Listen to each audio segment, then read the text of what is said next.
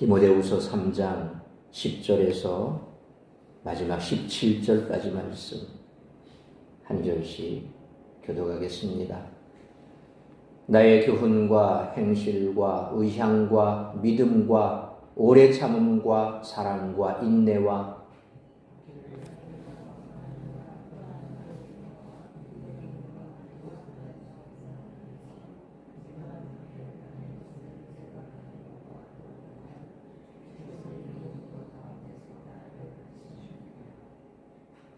무릇 그리스도 예수 안에서 경건하게 살고자 하는 자는 박해를 받으리라.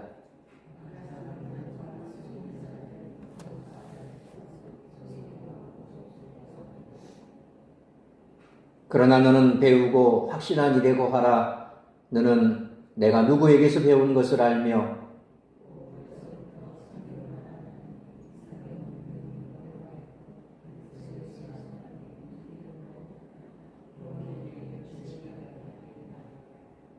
모든 성경은 하나님의 감동으로 된 것으로 교훈과 책망과 바르게 함과 의로 교육하기에 유익하니 이는 하나님의 사람으로 온전하게 하며 모든 선한 일을 행할 능력을 갖추게 하려 함이라. 아멘. 기도하겠습니다. 거룩하신 아버지 하나님, 은혜와 사랑을 감사합니다. 오늘도 하루 온종일 우리의 삶의 터전에서 땀 흘려 수고하다 또 정한 시간 주님 앞에 나와 예배합니다. 이 시간 말씀 앞에 서사오니 말씀하시는 주의 음성 듣게 하여 주옵시고 말씀이 우리 심령에 뿌려질 때에 우리의 마음밭이 옥토가 되어 30배, 60배, 100배 열매 맺는 말씀 될 수 있도록 은혜를 베풀어 주시기를 원합니다. 하루 온종일 우리의 삶을 힘들게 하고 또 내 마음을 어지럽히고 또 나를 힘들게 했던 그 모든 문제들 주님 앞에 내려놓습니다. 가정마다 다급한 소식 오가지 않게 하시고 오직 말씀에 집중할 수 있도록 우리의 마음과 생각을 주장하여 주옵시고 피곤한 육신 주께서 회복시켜 주시어서 강건케 하여 주시어 주께서 베풀어 주시는 이 말씀 가슴 깊이 새기고 돌아가는 귀하고 복된 시간 될 수 있도록 은총 내려 주옵소서. 이 모든 말씀 우리 주 예수 그리스도의 이름으로 기도하옵나이다. 아멘.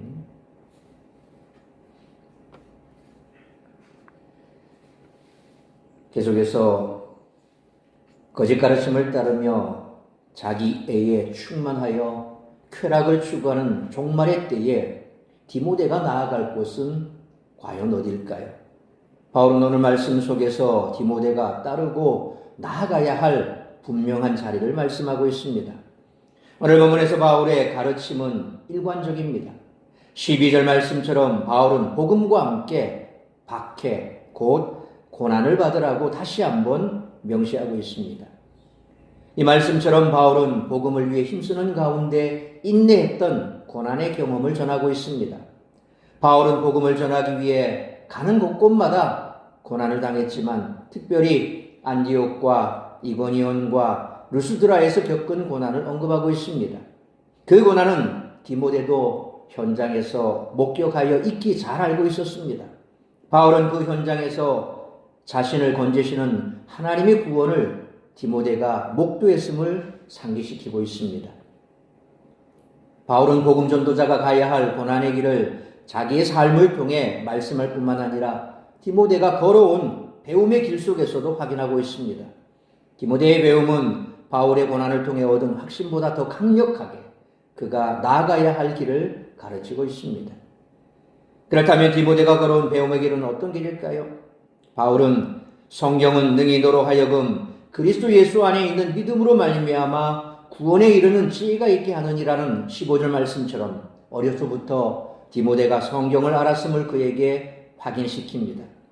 바울은 디모데의 바른 신앙을 그가 어려서부터 배운 성경의 바른 진리 속에서 확인하고 있습니다. 디모데의 배움과 성경의 정의를 서술하는 중요한 15절로 17절 말씀에서 복음과 함께 고난받기를 요청하는 바울의 뜻을 간과해서는 안 됩니다. 바울은 이곳의 행간에서 디모데가 어려서부터 배워온 진리의 말씀도 복음과 함께 고난받을 것을 가르치고 있음을 말하고 있습니다. 이처럼 오늘 본문에서 바울은 디모데가 말세를 어떻게 살아가야 하는지 교훈하며 자신의 삶을 본으로 제시하고 있습니다.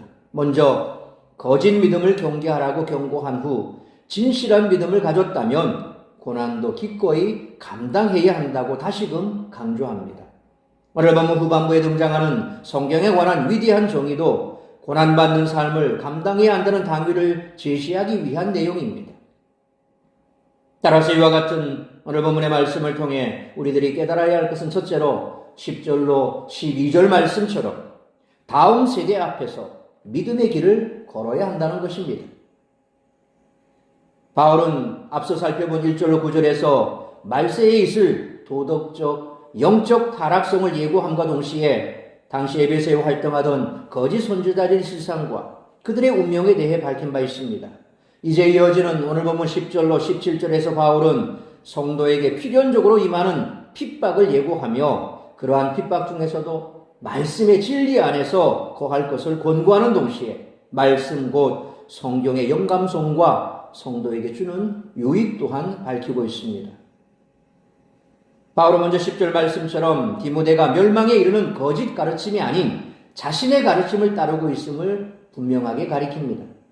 이제 새로운 단락이 시작되는 10절과 11절에서 바울은 자신이 당한 핍박을 상기시키며 주의 구원을 간증합니다. 물론 이렇게 과거에 당한 핍박과 바울 자신의 신앙을 상기시키는 것은 결코 자신을 높이려는 데 그 목적이 있지 않습니다. 그것은 디모데로 하여금 영적 아버지인 자신을 본받고 나아가 에베소 교회를 파괴하려는 거짓 교사들과의 투쟁에 용기를 더해주기 위한 것입니다. 디모데에게 상기시키고자 하는 항목 가운데 첫 번째로 언급되는 것은 나의 교훈이라는 말인데 이는 명백히 바울이 가르친 복음의 진리를 뜻하는 말입니다. 무엇보다도 교훈에 대한 언급이 먼저 등장하고 있는 것은 바울의 이 교훈이 디모데의 회심을 촉발하는 하나의 도구가 되었을 것이기 때문입니다. 또한 이어지는 행실 역시 보편적인 어떤 행실이 아니라 나의 교훈과 같이 바울이 보여준 행실을 뜻합니다. 일반적으로 가까이 거하는 이들이라면 누구나 알아차릴 수 있을 정도의 뚜렷한 행동을 뜻합니다. 단적으로 말해 이것은 하나님의 사도로서 바울이 보여준 성결된 생활 태도 일체, 곧 언행일치의 삶, 겸손의 삶, 이타적인 삶, 하나님의 영광을 위한 삶 등을 총칭한다고 볼 것입니다. 그리고 이어지는 의향이라는 말은 바울의 의향이라는 의미를 나타내는데 특히 견고한 결심 또는 삶의 목적을 뜻합니다. 그렇다면 바울의 삶의 목적은 과연 무엇이었을까요? 이것은 사도행전 14장 19절로 22절이 잘 보여주듯이 죽을 각오로 복음을 전하는 것이 그의 삶의 유일한 목적이었습니다.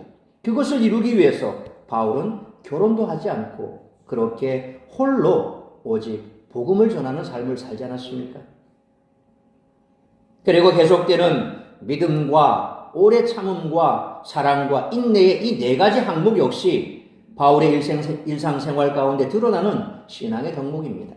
특별히 오래 참음은 문자적으로 분을 낼 상황에서도 오래 견디는 그런 것을 의미합니다.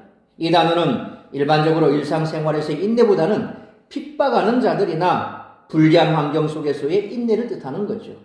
그러니까 소위 말하면 빌립보 감옥에 갇혔을 때 그냥 갇혔습니까? 매를 맞고 갇혔습니다. 그런데 나중에 그 간수에게 복음을 전하고 치료를 받고 그리고 풀려날 때 바울은 그냥 나가지 않았습니다. 뭐라고 했습니까? 너가 오늘 나를 때린 것은 잘못된 거다.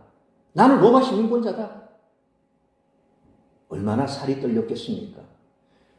적어도 아무리 법 위에 힘이 군림하던 시대라고 하도 로마는 그래도 법의 기초 위에 있었던 소위 자기들끼리 말하면 가장 선진된 그런 국가 아닙니까? 세계를 호령하던 로만 팍스, 소위 말하면 로마 여에서 전 세계가 평화를 유지하기 위해서는 그 평화는 어떻게 유지됩니까? 법 위에서 유지되는 거거든요. 그런 법을 우선시하는 그런 로마 시민을 잡아놓고 그냥 무조건 매질해버렸습니다. 그리고 가둬버렸습니다. 얼마나 놀랄 일입니까? 그런데 바울이 왜 매맞고 갇히기 전에 왜 얘기하지 않았을까요? 그에게는 분명한 소신이 있었습니다.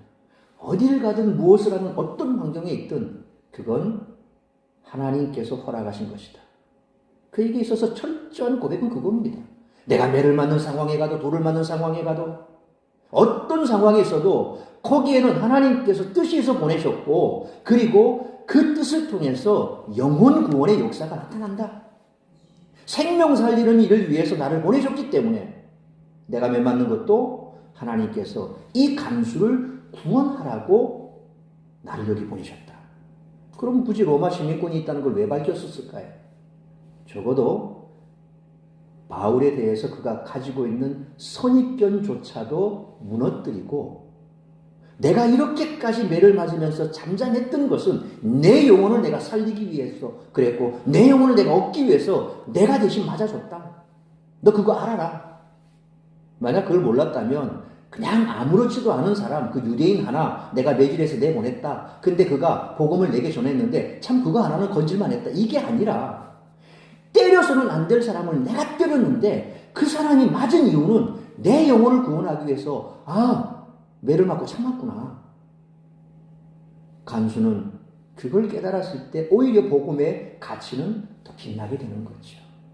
바울은 무엇을 해도 목숨 걸고 한 것은 딴 것 없습니다. 복음 전하는 거였습니다. 바울에 대한 내적자들의 핍박과 그로 말미암았던 고난이 얼마나 극심했었는지 앞서 10절에 언급된 교훈, 행실, 의향, 믿음, 오래 참음, 사랑, 인내가 모두 단수형으로 기록된 반면에 11절에 박해를 받음과 고난 이 두 단어는 복수형으로 기록되어 있다는 데서도 잘 드러납니다. 바울이 당한 구체적인 박해를 받음과 고난에 대해서는 우리가 고린도후서 11장 24절로 33절에 자세히 기록되어 있죠. 한번 찾아보시기 바랍니다. 거기 보면 우리가 잘 아는 대로 유대인에게 해당되는 40에 하나 매를 강한 매도 맞았고 파선도 당했고 죽을 고비도 넘었고 뭐 이런 얘기들이 쭉 나오지 않습니까? 이 바울이 왜 그런 일들을 당했습니까? 단 하나 복음을 전하기 위해서. 그는 그런 고난을 마다하지 않았고 목숨을 건 그와 같은 그의 삶 자체는 바로 복음 전함에 있었다라는 거죠. 그러니까 그 고난이 고린도후서 11장 24절로 34절에 자세히 기록되어 있습니다.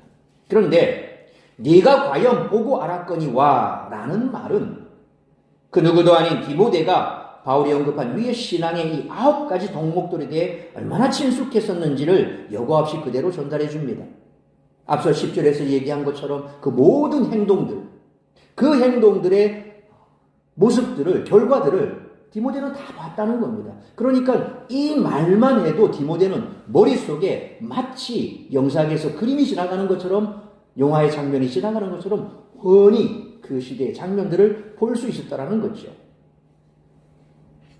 그리고 한글 성경의 11절에 보니까 또한이라는 이 등위 접속사를 사용해서 번역했는데 마치 앞에서 박해를 받음과 고난 그 이후에 나오는 안디옥과 이고니온과 루스드라에서 당한 일과 어떠한 박해를 받은 것 이 두 가지가 별개인 것처럼 그렇게 해석이 되게 우리는 해석했습니다. 그런데 원문을 보면 이 뒤에 언급되는 그 어구는 명백하게 박해를 받음과 고난을 수식해주는 말입니다. 그러니까 수식하고 보충해주는 그런 말이기 때문에 그래서 이 부분은 안디옥과 이고니온과 루스드라에서 내가 겪은 박해를 받음과 고난을 이라고 해석이 되는 거죠. 그러니까 두 단어가 박해와 고난과 그 이후에 있었던 내용이 다른 것이 아니라 이런 것들을 내가 여기에서 박해를 받았다. 그걸 네가 안다. 이런 말이 되는 거죠. 그래서 안디옥에서 여기서 안디옥은 여러분 안디옥은 두 군데입니다. 똑같은 이름이 안디옥이라고 두 군데가 나오는데 그래서 이 안디옥이 두 군데인데 아시아 쪽에 있는 안디옥은 비시디아 안디옥입니다. 그래서 비시디아 안디옥이라고 꼭 앞에 붙여줍니다. 비시디아 안디옥. 그리고 유럽 쪽에 있는 안디옥이 있고 그러니까 아시아 쪽에 있는 안디옥이 비시디아 안디옥에서 바울이 겪은 박해에 대한 상세한 묘사는 사도행전 13장 14절로 52절에 기록되어 있고 또 이고니온에서 바울이 당한 핍박과 고난에 대해서는 사도행전 14장 1절로 7절에 기록되어 있습니다. 또한 루스드라에서 바울이 당한 핍박과 고난에 대해서는 사도행전 14장 8절로 22절에 기록되어 있습니다. 특히 디모데의 고향이기도 했던 이 루스드라에서 바울은 안진맹이를 고쳤고 그 결과 많은 사람들이 자신과 바나바를 신으로 섬기려고 하는 한바탕 소동이 일어나기도 했던 곳이지요. 바로 여기서 디모데는 바울의 복음 증거로 인해 회심하게 됐던 것입니다. 특히 이곳에서 바울은 이고니온으로부터 온 유대인들과 그들의 선동에 휩쓸린 그 지역 사람들로부터 돌에 맞아 죽을 지경에까지 이르렀습니다. 그러나 그때 죽은 것으로 여겨질 정도로 두들겨 맞았던 그는 그냥 그 자리에서 툴툴 털고 일어나서 어떡합니까? 도망가지 않고 다시 그 성 안으로 들어갑니다. 그리고 거기에서 복음을 전하고 동료 그리스도인들을 격려했다고 나오고 있습니다. 얼마나 디모데가 놀랐겠습니까? 자기에게 복음을 전했던 그 바울이 돌에 맞아서 죽었다고 생각했는데 툴툴 털고 일어나서 도망간 것이 아니라, 작별하고 도망간 것이 아니라 다시 성으로 들어가서 복음 전하는 그 모습을 아마 죽을 때까지 디모데는 잊지 못할 것입니다. 복음을 전한다는 것, 고난과 박해를 받아야 한다는 것, 바로 이런 거구나. 당시 바울의 복음 증거로 말미암아 중생한 디모데는 그리스도와 그의 복음을 위해 바울이 당한 이 고난과 핍박에 대한 모든 전모를 직감적으로 알 수 있었습니다. 디모데는 바울의 복음 전도의 역사가 그의 대적자들로 인한 핍박과 그로 말미암는 고난의 역사였음을 잘 알게 되었을 것입니다. 그렇다면 바울의 복음 증거의 역사가 그 대적자들의 핍박과 그로 말미암는 고난의 역사였다는 것이 곧 복음 전파의 중단이나 실패로 이어졌을까요? 결코 그렇지가 않다는 것입니다. 바울은 본문에서 주께서 이 모든 것 가운데서 나를 건지셨느니라 라고 주의 구원을 간증함으로써 궁극적으로 자신의 핍박으로부터의 승리와 그 구원을 베풀어 주신 그리스도의 능력을 당당하게 선포하고 있다는 것입니다. 그러니까 바울이 그렇게 담대하게 복음을 전할 수 있어요. 그 뒷배경은 뭡니까? 죽음조차도 막을 수 있는 그 예수 그리스도의 능력, 성령의 능력. 하나님께서 나를 보내셨음에 결코 사명자는 죽지 않는다는, 오늘날 우리 시대에 표현하면 그런 거죠. 결코 사명자는 죽지 않는다. 사명을 완수해야 그때서 하나님께서 그의 생명을 취하시든지 어떻게 하시든지 그렇게 하는 것이지, 그 전까지는 그 누구도 그의 생명을 빼앗아갈 수 없다는 거죠. 이것은 오늘날 우리들도 사명자라면 가져야 될 생각들입니다.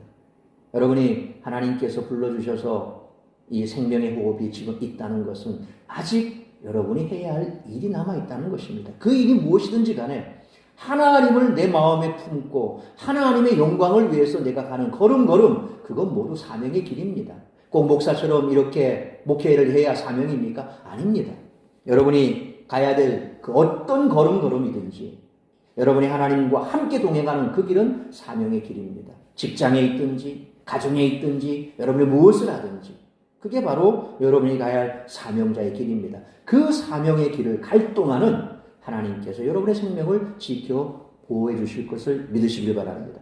그러므로 바울을 이 모든 것 가운데서 건져주신 그 주께서는 동일한 복음 사역자 디모데뿐만 아니라 우리들이 어려움에 처할 때도 역시 건져주실 줄 믿으시길 바랍니다.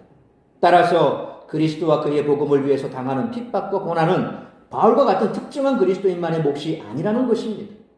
바울은 12절에서 이러한 고난과 핍박은 모든 그리스도인에게 보편적으로 임할 것임을 알려주고 있습니다. 이와 같이 바울은 자신이 말세의 복음 안에서 어떤 삶을 살아가고 있는지 디모데에게 다시금 상기시키고 있지요. 이러한 바울의 간증은 자기 자랑이 아니라 디모데가 지금의 상황을 잘 이겨내도록 돕고자 하는 그런 권면입니다. 바울은 디모데가 자기 삶을 통해 이미 보았고 배운 신앙의 9가지 덕목들을 언급하는데 크게 바울의 가르침과 구체적인 삶이라는 2가지 주제로 나눠볼 수 있는데 이 2가지 주제로부터 삶의 의향이라고 되어 있는 삶의 목적, 믿음, 오래 참음, 사랑, 인내라는 교훈이 가지처럼 뻗어나오고 있습니다. 마지막으로 바울은 박해와 고난을 통해 증명된 것은 역설적이게도 하나님의 도움이었습니다. 따라서 말세 진실한 성도는 복음 안에서 당연히 고난받게 되리라는 것을 바울은 다시금 확인시키고 있습니다. 우리는 다음 세대가 거룩한 세대로 세워지기를 간절히 소망합니다. 그러나 이는 우리가 할 수 있는 일은 분명히 아닙니다. 하나님이 은혜를 주셔야 가능한 일입니다. 우리가 해야 할 일은 분명합니다. 바울이 디모데에게 보여주었듯이 복음 안에서 우리의 진실한 삶을 다음 세대들에게 보여주어야 하는 것이지요. 그것이 우리가 해야 할 일입니다. 아무리 말과 입술로 그리스도인 됨을 이야기할지라도 우리의 삶이 믿음을 보여주지 못한다면 우리는 다음 세대가 믿음의 거룩한 세대가 되는데 방해만 될 것입니다. 그러므로 바울이 디모데에게 자신의 삶을 보여주고 가르쳤듯이 다음 세대 앞에서 믿음의 길을 걸어가는 우리 모두가 되시기를 축원합니다. 두 번째로 13절로 마지막 17절 말씀처럼 성경의 능력을 믿고 배우고 확신한 일에 거해야 한다는 것입니다. 바울은 12절에 언급했던 그리스도 예수 안에서 경건하게 살고자 하는 자와 대조되는 이들에 대해 13절에서 언급하고 있습니다. 이들은 곧 악한 사람들과 속이는 자들입니다. 경건하게 살고자 하는 그리스도인들이 핍박을 받는 것과는 대조적으로 이들은 더욱 악해져서 속이기도 하고 속기도 한다는 것입니다. 특히 여기서 속이는 자들로 번역된 고에테스라고 하는 말은 원래 슬피 곡하다라는 뜻을 지닌 동사 고아오에서 파생된 명사로서 장례식에서 대신 곡을 해주는 애곡자들을 나타냅니다. 이들은 실제 슬프지 않은데도 불구하고 돈을 벌기 위해 매우 슬픈 것처럼 위장해 운다는 점에서 이 단어는 곧 속이는 자들, 사기꾼들이라는 의미를 나타내고 있는 것입니다. 이 단어는 신약 성경에서 여기만 등장하는데 8절에 언급된 얀네와 얀브레 그리고 이들과 같이 그 마음이 부패한 자요 믿음에 관하여는 버림받은 자들인 당시 에베소 교회에 침투한 거짓 교사들을 지칭합니다. 바울은 계속해서 경건에 연결된 참된 가르침의 전통과 불경건에 연결된 거짓 가르침의 전통을 비교하고 있습니다. 바울은 구절과 비교하며 이들은 상태가 더 나빠지는 특징이 있음을 지적합니다. 결국 악한 자들은 서로 속고 속이는 소용돌이 속에서 허우적된다는 것입니다. 그래서 인간 세상 우리가 살아가는 이 땅에서도 보면 악한 사람들이 한번 악을 저지르고 그리고 그것이 반복되면 어떻습니까? 더 악해집니다. 한번 살인한 사람은 세상 말로 피맛을 본 사람은 계속해서 사진을 저지르게 되고 연쇄살인범이 된다고 그러죠. 그러니까 어쨌든 간에 악에 들어가면 안 됩니다. 그런데 악에 한 발 빠지기 시작하면 그 다음에는 끊을 수가 없다는 겁니다. 도둑질 한번 하죠. 우리 속담에도 바늘도둑이 무슨 도둑됩니까? 소도둑된다 그럽니다. 아주 사는 것 하나 훔친 거 그거 해결하지 못하면 결국 나중에 더 큰 범죄자가 된다는 거죠. 그래서 악한 자들은 이처럼 서로 속이고 속고 이러면서 그들은 더 악하게 빠져들어간다는 겁니다. 그렇다면 디모데는 어떻게 해야 할까요? 바울은 디모데가 따라야 할 전혀 다른 삶의 자리와 지향점을 안내하고 있습니다. 거짓 교사들의 특성이 14절 말씀처럼 새로운 이론과 교리로 무장해 어리석은 자들을 미혹한다는 데 있다면 디모데는 배우고 확실한 지식 안에 계속해서 거함으로 전통의 기초를 둔 확신으로서 복음의 진리를 지켜야만 한다는 것입니다. 그래서 아무리 힘든 어려운 환경 속에서라도 우리가 믿음을 놓지 말아야 할 것은, 말씀을 놓지 말아야 할 것은 한번 놓아버리기 시작하고 한번 빗나가기 시작하면 결국 다시 되돌릴 수 없다는 것입니다.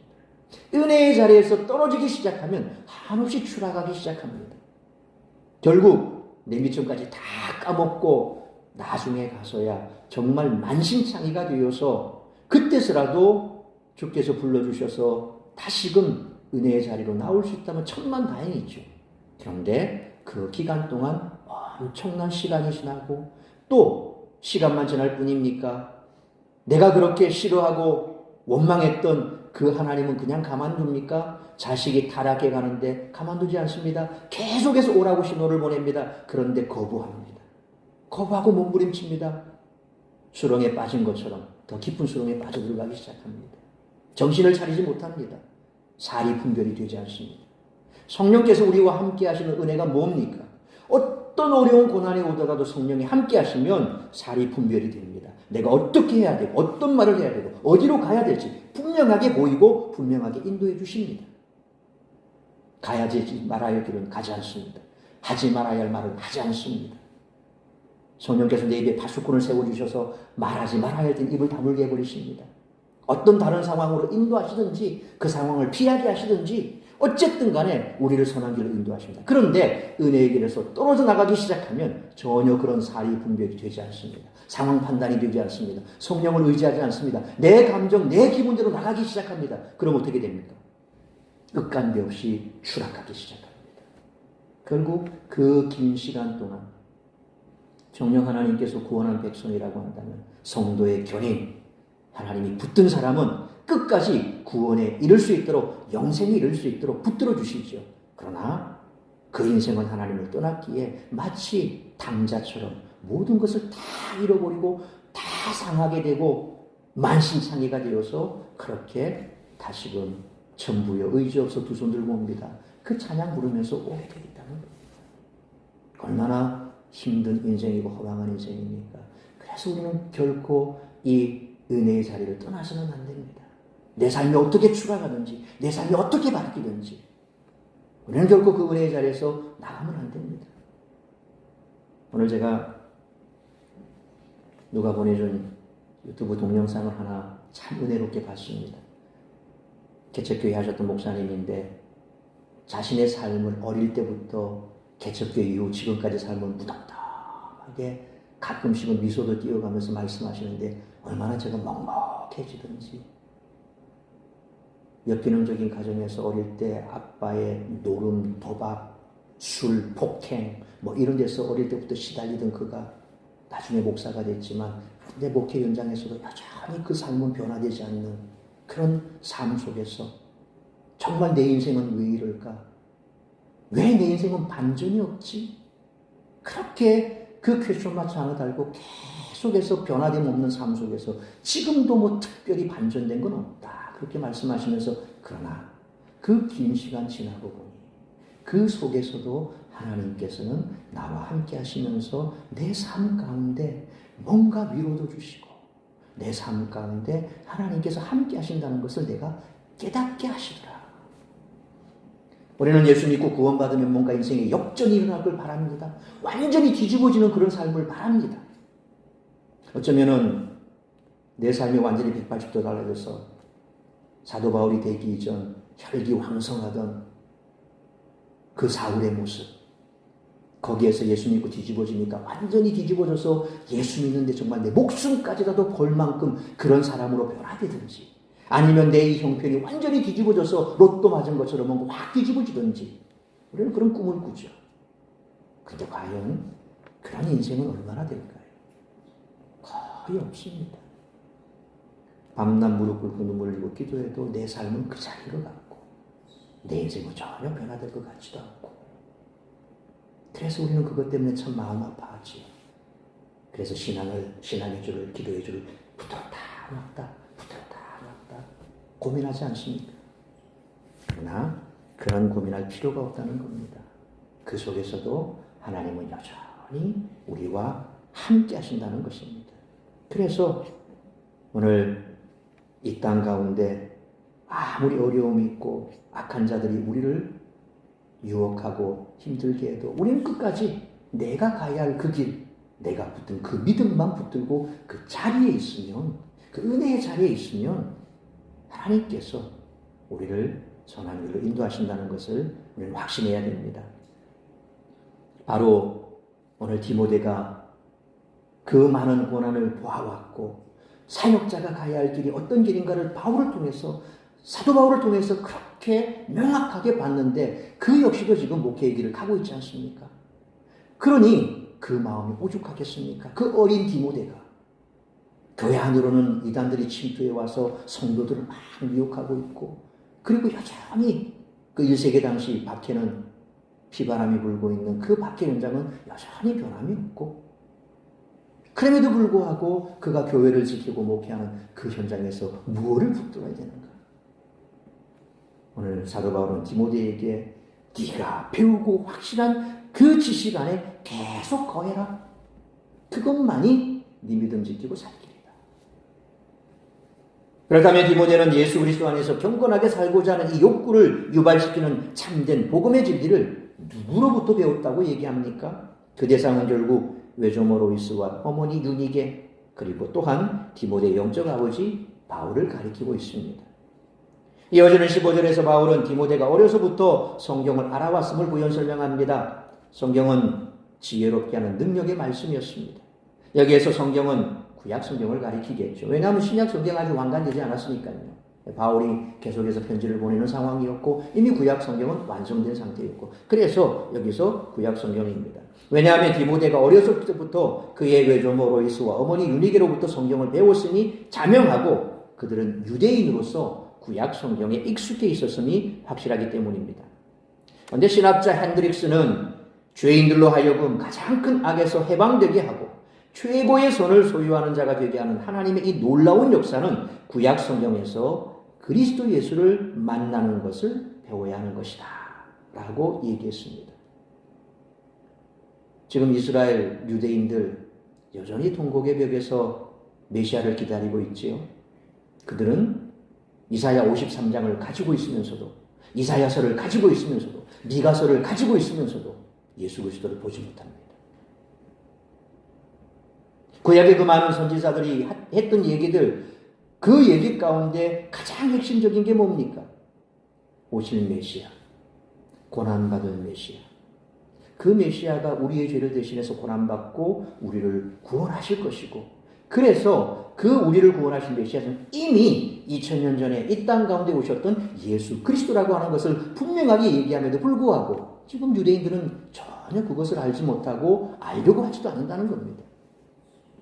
그래서 핸드릭슨의 말처럼 이 구약 성경에서 예수 그리스도를 배우는 것, 만나는 것 그것이 구약을 보는 가장 핵심이라는 겁니다. 그래서 바울은 그리스도 예수 안에 있는 믿음으로 말미암아라는 얼굴을 덧붙이고 있습니다. 이것은 거의 모든 학자들의 일치된 견해대로 그리스도 없는 성경은 아무런 가치가 없다는 것, 곧 그리스도 안에 있는 믿음이란 프리즘을 통해서 바라보는 이 구약 성경만이 참된 구원의 능력이 된다는 점을 함축하고 있다는 것입니다. 그래서 구약의 조명 아래 신약이 예수 그리스도를 향한 빛을 발하게 되는 겁니다. 신약만 가지고 있으면 안 되는 거죠. 그래서 어떤 아주 자유주의 이런 쪽으로 나간 사람이든지 혹은 또 그에 관계된 사람이든지 구약은 필요 없다. 이런 구약무용론을 얘기하는 사람이 있습니다. 고리타분하다는 겁니다. 신약만 있으면 된다는 겁니다. 또 어떤 사람은 이 신약 가운데서도 다 필요 없다. 이것만 있으면 된다. 이렇게 말하는 사람도 있습니다. 결코 그렇지 않습니다. 왜 하나님께서 우리에게 39권, 27권, 66권, 왜 신구약 성경 66권을 줬습니까? 다 이유가 있다는 겁니다. 이어서 16절, 17절에서 바울은 성경에 대한 위대한 정의를 내리고 있지요. 바울은 성경을 크게 두 가지 의미로 나누어 설명하고 있습니다. 첫째로 성경은 하나님의 감동으로 된 것입니다. 여기서 하나님의 감동이라고 되어 있는 테오프뉴스토스라고 하는 말은 신약 성경에서 이곳에만 사용된 단어입니다. 이 단어는 하나님이라는 뜻의 명사 테오스 그리고 영이 담긴, 호흡이 담긴이라는 뜻의 형용사 푸뉴스토스의 합성어입니다. 이 단어는 여러 가지 의미로 해석할 수 있지만 성경이 하나님의 영광으로 기록되었음을 보편적으로 가르치는 단어입니다. 그러니까 성경 기록의 원저자가 누굽니까? 하나님 자신이라는 것입니다. 그래서 이 성경은 인간의 글이 아니라 그래서 이 성경은 능력이 있는 겁니다. 소설책 100권 보는 것보다 감동적인 소설 수백 권 보는 것보다 성경 속에서 사람이 변화되고 바뀝니다.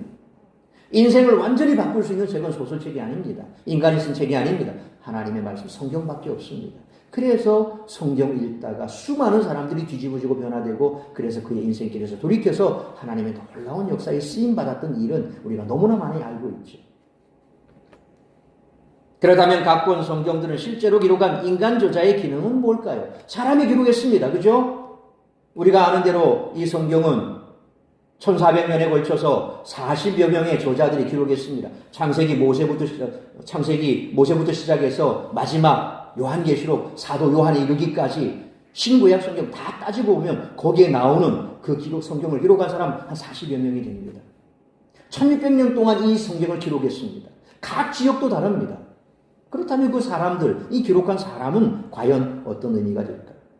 혹여 성령께서 성경을 지으실 때 인간 저자를 압도하셔서 그의 인격이나 개성 그리고 특성 등을 모조리 말살하셨을까요? 그냥 내가 주는 대로 받아 적어라. 무슨 뭐 요즘 이단들 뭐 방서 옛날에 그런 말도 나왔죠. 직통 계시 받는다? 말도 안 되는 소리입니다. 그런 얘기는 말도 안 되는 소리. 뭐 구약에도 하나님께서 선지자에게나 한 시대에나 그런 게 있었지. 지금은 그런 거 없습니다. 그러니까 뭐 이상한 소리 하면 절대 거기에 귀 기울일 필요가 없습니다.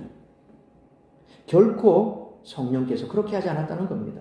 성경이 당일한 저작으로 그 특유의 통일성을 유지하면서도 각 권에 나타나는 어휘, 문체, 다양함은 이와 같은 견해를 반박하죠. 그러니까 그냥 일괄적으로 내가 불러줄 테니 받아 적어라 이게 아닙니다. 여러분 복음서 마태, 마가, 누가, 요한 왜 4개나 줬을까요? 그냥 그거 다 합쳐서 하나만 줘도 되는데 왜 4개나 줬을까? 어떤 거는 보면요. 밑에서 올라갔다, 위에서 내려왔다 뭐 이렇게 되어 있습니다. 그럼 뭐 같은 지역을 두고 뭐 이렇게 얘기를 할까? 근데 그냥 그건 가능합니다. 위쪽에서 쳐다보면 내려가는 거예요. 아래쪽에서 보면 올라가는 거예요. 그런 겁니다. 성경이. 그리고 그 내용도 어떤 관점으로 보느냐, 유대인의 관점으로 보느냐, 이방인의 관점으로 보느냐, 거기에 따라서 달라진다는 것이죠. 그러니까 이렇게 저자의 배경, 태어난 배경, 살고 있는 위치, 그가 또 서져 있는 사회적인 위치, 다 그런 거에 따라서 문체가 다르고 필체가 다르고 그리고 바라보는 시각도 다르고 다 다르다는 거죠. 가장 까다로운 게 뭡니까? 요한복음이죠. 네. 다른 복음서들은 비슷해요. 흐르는 맥락도 비슷하고 그리고 시간 순수로 거의 이렇게 흘러가요. 그런데 요한복음은 앞뒤로 왔다 갔다 하면서 막 적었어요. 제일 먼저 나오는 게 뭡니까? 가나안 혼인잔치 얘기가 나오잖아요. 예수님의 기적 가운데 가나안 혼인잔치가 제일 먼저 나와요. 근데 다른 복음서 보면 거의 말년에 나오는 얘기예요. 근데 이거 먼저 내보냈어요. 요한복음은 아주 독특합니다. 그러니까 굳이 4개까지 쓸 일도 없는데 왜 4개를 썼을까? 하나님이 이유가 다 있다는 거예요. 이것을 통해서 더 명확하게 하나님께서 하시고자 하는 말씀이 있고 또 그 말씀을 통해서 다 우리가 받아들일 은혜가 다르다는 것이죠. 그러니까 성령께서 우리에게 역사하실 때 성경 저자에게 역사하실 때 그냥 기계적으로 받아 적어 이게 아니죠. 유기적으로 영감하셨다는 것입니다. 그래서 그 사람의 삶, 인격, 그리고 그 모든 것들을 다 하나님께서 들어 쓰셔서 말씀을 기록하게 하셨다는 겁니다. 자, 그런데 보면 모든 성경이라고 되어 있습니다. 모든 성경. 아까 말씀드린 대로 이 바울이 글을 쓸 때만 해도 신약 성경이 완성이 됐습니까? 완성이 안 됐습니다. 구약 성경밖에 없습니다. 근데 모든 성경이라고 했을 때 과연 그러면 구약 성경만 포함될까? 그렇지 않으면 다른 문서들, 요즘 말로 하면 뭐 신약 성경도 바울이 또 이미 썼던 편지들도 있으니까 그런 편지들, 이 디모데후서 이거는 마지막 바울의 마지막 서신이거든요.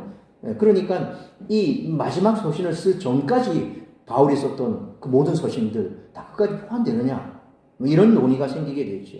근데 핸드릭슨이 지적한 대로 거의 모든 학자들은 여기서 언급되는 모든 성경의 범주에 교회 안에서 성령의 증거로 말미암아 교회에 의해서 하나님의 말씀으로 인정된 모든 성경이 포함된다라고 주장하고 있습니다. 그러니까 신구약 모든 성경, 신구약 성경, 66권 성경 다 들어간다는 것이죠. 그러니까 이 말은 구약 성경뿐만 아니라 신약 성경 전체가 모든 성경의 범주에 포함된다는 것을 의미합니다. 사실 구약 성경 39권이 정정이 된 것은 주후 90년경의 얌리아 종교회의에서 결정된 것입니다. 그리고 신약 성경 27권이 정경으로 정식 인정받은 것은 주후 397년 예수님이 이 땅에 오시고 300권, 건 400년이 된 이후에야 신약 27권이 카르타고 회의에서 신약 27권을 딴 것 그전에는 다 외경들 뭐 많습니다. 뭐 유디서도 있고 뭐 마카비서도 있고 많습니다. 다 그런 것도 제껴놓고 딱 요 27권 요것만 하나님께서 우리에게 주신 바 성경이다. 캐논이 정경이거든요. 바로 그것을 카르타고 회의에서 그렇게 딱 결정을 지었습니다. 그래서 얌리아 회의와 카르타고 회의에서 이제 그 두 권이 합쳐지니 39권, 27권, 신구약 66권 우리는 이것만이 하나님이 우리에게 주신 성경, 캐논, 정경이라고 받아들입니다. 그럼에도 불구하고 신구약 성경이 권위 있는 하나님의 말씀으로 인정받아 정경이 된 것은 단순히 교회의 공식적인 결정이 있었기 때문만이 아니라 성경 그 자체로 그리스도의 심령의 하나님의 말씀임을 증명했기 때문입니다. 그래서 성경 스스로가 증거한다는 겁니다. 성경의 저자가 하나님이시며 그 하나님의 말씀이 살아있음을 성경 스스로가 증거한다는 것이죠. 둘째로 성경은 유익하다는 것입니다. 바울은 성경의 유익함을 네 가지로 제시하고 있습니다. 그 네 가지 중에 첫 두 가지는 교리적인 요소와 관련되고 나중 두 가지는 실천적 요소와 관련이 됩니다. 참고로 한글 성경에는 명확하게 번역되어 있지 않지만 원문에서는 각각 유익함 그 앞에 무엇을 향하여 무엇을 위하여 라는 뜻을 지닌 전치사 프로스라고 하는 단어가 붙어 있습니다. 그래서 성경의 유익함이 더욱 선명하게 부각된다는 거죠. 그러니까 원문대로 직역하면 교훈이라고 되어 있습니다. 그런데 원문을 보면 교훈을 위하여 이렇게 된 겁니다. 책망을 위하여, 바르게 함을 위하여, 의로 교육하기 위하여 유익하다 라고 원문에는 되어 있습니다. 자, 먼저 교훈이라고 번역된 헬라어가 디다스칼리안이라고 하는데 예수 그리스도 안에서 명확하게 나타난 하나님의 계시에 관한 지식을 가르치는 지적 활동으로서 그리스도의 몸된 교회를 세우는 데 기초가 되는 것이 교훈, 디다스칼리안이라고 하는 단어입니다. 또한 책망이라고 번역된 헬라어가 엘레그몬이라고 하는 말인데 문자적으로 유죄 판결하는 것이라는 뜻인데 여기서 그리스도의 몸된 교회의 건덕을 교란하는 일체 교리나 행위에 대해 심판하는 활동, 그것을 책망, 엘레그몬이라는 말로 썼습니다. 그러므로 책망의 주된 대상이 에베소에 침투한 거짓 교사들과 같은 자들에 집중될 것은 우리가 쉽게 이해할 수가 있죠. 이상이 성경에 유익한 교리적인 요소 두 가지입니다. 이어서 성경이 주는 유익함 가운데 실천적 요소 두 가지는 바르게 함과 의로 교육함입니다. 여기서 바르게 함은 그리스도인들을 권면하여 교정하고 옳고 곧은 길로 향하도록 지도하는 일체 행위를 말하는 것입니다. 또한 의로 교육함은 하나님의 거룩한 뜻을 표준으로 삼는 한에서 그리스도인을 훈계시키고 연단시키는 것을 뜻합니다. 그러므로 신구약 성경은 이상과 같이 제시는 네 가지 활동 곧 교리적인 면에서건 실전적인 면에서건 유익함을 제공하기에 부족함이 없다라는 것입니다. 마지막 17절은 16절에 언급된 이 네 가지 유익함이 지향하는 목적 혹은 그것이 산출하는 결과에 대해서 말씀하고 있습니다. 그러니까 성경을 통해 교훈과 책망과 바르게 함과 의로 교육하는 것은 하나님의 사람으로 온전케 하며 모든 선한을 행하기에 온전케 하기 위한 것이며 또한 교훈과 책망과 바르게 함과 의로 교육하면 결과적으로 하나님의 사람으로 온전케 하며 모든 선한을 행하기에 온전케 하게 되기 때문에 성경을 가르치라는 것입니다. 결론적으로 말해 하나님의 감동으로 기록된 성경은 주요 네 가지 유익 곧 교훈과 책망과 바르게 함과 의로 교육하는 데 있어 유익함을 제공하고 그것은 그리스도의 몸된 교회를 세우는 그리스도인 교사들을 그 사명에 적합한 존재가 되도록 만들어주며 나아가 교회 건덕을 도모하는 온갖 선한 사역을 힘쓸 수 있는 준비된 존재가 되도록 만들어준다는 것입니다. 그래서 여러분들이 적어도 직분자가 되었다면 하나님의 말씀 성경을 많이 묵상하고 또 많이 알아야 된다는 겁니다. 알아야 명장을 하지요. 그렇죠? 알아야 명장을 합니다. 성경 한 번도 일독하지 못하고 구약 얘기를 하는데 신약에서 찾고 있고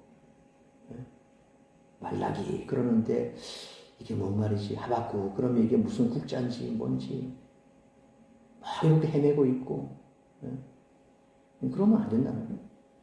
그러니까 우리가 하나님의 말씀을 제대로 알아야 하나님의 일을 하는데 적합한 사람이 되고 준비된 사람이 된다는 겁니다.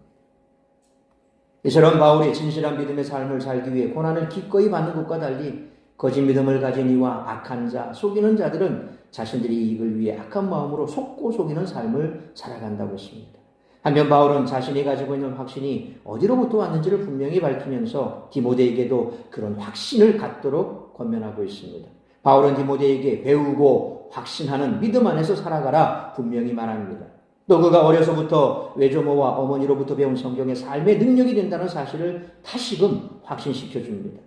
모든 성도가 삶의 기준으로 삼아야 할 것은 오직 성경밖에 없습니다. 성경의 말씀 속에 구원에 이르는 지혜가 있기 때문에 그렇습니다. 바울은 성경에 대해 놀라운 정의를 내림으로써 하나님 말씀에 엄청난 능력이 있음을 우리에게 다시 한번 상기시킵니다. 성경이 능력 있는 이유는 하나님의 감동으로 된 것이기 때문입니다. 하나님의 영감으로 주어진 성경의 용도는 첫째로 앞서 말씀드린 것처럼 교리를 제시합니다. 그러니까 바르게 하고 의로 교육하는 기능입니다. 둘째로 성경은 이를 통해 하나님의 사람을 온전하게 하고 선한 일을 행할 능력을 북돋아 줍니다. 그 성경은 우리에게 구원에 대한 바른 지식을 제공해 하나님 나라의 거룩한 백성이 되도록 이끕니다. 나아가 우리가 구원을 얻는 하나님 나라의 백성이라는 정체성에 합당하게 살도록 기준을 세워줍니다. 그러므로 사명에 적합한 존재로 모든 선한 사역에 준비된 존재로 만들어주는 이 성경의 능력을 믿고 날마다 말씀을 묵상하고 배우고 확실한 일에 거하는 우리 모두가 되시기를 축원합니다. 사랑하는 성도 여러분, 성경을 바르게 배우고 바르게 알아야 합니다. 하나님은 당신의 말씀을 바르게 알고 그 기준대로 살아가는 사람을 통해 역사하시기 때문입니다. 성경을 따르는 거룩한 삶이 하나님의 능력을 증명합니다. 바르게 배우고 확신한 일에 거하라는 이 바울의 권면은 오늘날 우리를 향하고 있습니다. 그러므로 바울이 디모데에게 자신의 삶을 보여주고 가르쳤듯이 우리 모두는 다음 세대 앞에서 믿음의 길을 걸어가야 할 뿐만 아니라 성경의 능력을 믿고 날마다 말씀을 묵상하고 배우고 확신한 일에 거하는 우리 모두가 되시기를 주님의 이름으로 축원합니다. 기도하겠습니다.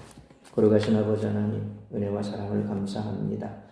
오늘 바울을 통해서 디모데가 어떠한 삶을 살아야 할 명확한 지표를 얻고 그것이 디모데의 삶 가운데 그대로 나타났던 것처럼 우리 또한 다음 세대에 그와 같은 모습으로 비춰지기를 소망합니다. 흔들릴 수도 있고 때로 우리 역시도 연약하기에 넘어질 수 있지만 그러나 계속해서 불안에 떨고 넘어지는 것이 아니라 다시금 일어서 온전한 믿음의 길로 걸어가는 모습, 그것을 우리의 자녀들에게 보여줄 수 있기를 원합니다. 우리의 그림자를 보고 자녀가 따라온다 그랬습니다. 믿음의 모습, 참 그리스도의 모습을 우리의 삶을 통해서 우리의 자녀들에게 보여줌으로 다음 세대를 정말 하나님 앞에 온전히 이끌어가는 우리 모두가 되게 하여 주옵시고 우리에게 주어진 이 삶의 걸음걸음 하나님의 말씀을 붙들고 걸어가는 우리 모든 성도들이 되게 하여 주옵소서. 말씀은 우리 삶의 나침반입니다. 말씀은 우리 삶의 기준이 됩니다. 그러므로 바로 하나님의 말씀이 내 발에 등이여 내 길에 빛이라고 했던 그 말씀처럼 그 말씀 속에서 우리가 진리를 캐고 보화를 캐고 그래서 그 보화를 얻은 자로 기쁨으로 감사함으로 주님 이 땅에 다시 오실 그날까지 믿음 흔들림 없이 살아가는 우리 모든 성도들의 삶이 될 수 있기를 간절히 빌고 소원하오며 이 모든 말씀 우리 주 예수 그리스도의 이름으로 기도하옵나이다. 아멘.